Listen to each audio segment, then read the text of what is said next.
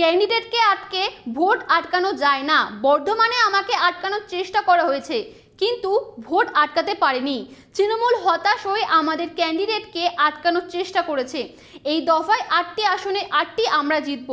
খড়গপুর শহরের শেরশাহ স্টেডিয়ামে 263 নম্বর বুথে ভোট দিয়ে ঠিক এমনটাই জানালেন মেদিনীপুরের বিদায়ী সাংসদ দিলীপ ঘোষ। শুনুন, ক্যান্ডিডেটকে আটকে দিয়ে ভোট আটকানো যায় না। বর্তমানে তো আমার সঙ্গে কিছু গণ্ডগোল করার চেষ্টা হয়েছিল, কিন্তু ভোট হয়েছে। এখানেও বুথের মধ্যে ভোটাররা নির্বিঘ্নে ভোট দিচ্ছেন এবং পুরো ভোট হবে। টিএমসি এখন হতাশ হয়ে গেছে, কি করবে, রাগটা কার উপরে দেবে, আমাদের ক্যান্ডিডেটকে আটকাবার চেষ্টা করছে। এখানে নয়, তমলুকের ক্যান্ডিডেট জাস্টিসকেও আটকাবার চেষ্টা হয়েছে। এটা হচ্ছে হতাশা, এটা হচ্ছে ক্যাওয়াস তৈরি করা, আর কিছু না। ভোট হচ্ছে এবং পুরো হবে। কেশপুরের মতো জায়গা সবসময় উত্তেজনাপ্রবণ, গণ্ডগোল হয়।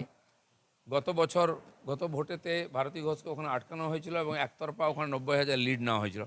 এবারে সেটা হবে না, যাতে না হয় হিরণ সেটা চেষ্টা করছে ওখানে।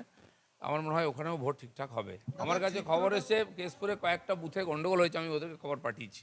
চিত্রটা তো প্রায় এক, মানে ভারতী ঘোষের সময় যা ছিল হিরণের সময় তাই হচ্ছে। না, ওখানে কোনোদিন বিরোধীদের ভোট করতে হয় না। কেশপুর তো গতবারে তো আমরা প্রার্থী ক্যান্ডিডেট বসিয়েছিলাম, ভোট করেছিলাম। এবারে আরও পিসফুল ভোট হবে। কিছু গুন্ডা বদমাশ আছে, তারা গন্ডগোল করার চেষ্টা করে, কিন্তু মানুষ ভোট দেবে। হিরণ বলেছেন 280টা বুথের মধ্যে 180টাতে এজেন্ট বসতে দেওয়া হয়নি কেশপুরে। তো ওখানে থাকে উত্তেজনাপ্রবণ কিছু জায়গা, সেখানে বসতে চায় না বা বসতে দেওয়া হয় না, ভাগিয়ে দেওয়া হয়, ভয় দেখানো হয়। কিন্তু সাধারণ মানুষ তো ভোট দেবেন, তাকে তো আটকাতে পারবে না কেউ। দাদা, বারবার এই সিআরপিএফ এর ভূমিকা নিয়ে এবার প্রশ্ন উঠেছে।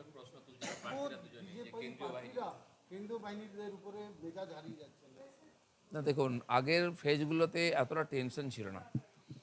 এই যে আজকে 9টা সিটে ভোট হচ্ছে, 9টা সিটে আমরা জিতব, সেই জন্য টিএমসি হতাশ হয়ে গিয়ে বারবার হিংসা করার চেষ্টা করছে, ঝামেলা করার চেষ্টা করছে। এখন মানুষকে ভয় দেখালে সেন্ট্রাল ফোর্সই একমাত্র সাহারা, সেই জন্য সমস্ত বুথে সেন্ট্রাল ফোর্স আছে। সাময়িকভাবে ওরা হয়তো বিঘ্ন করতে পারে, কিন্তু সবাই ভোট দেবেন।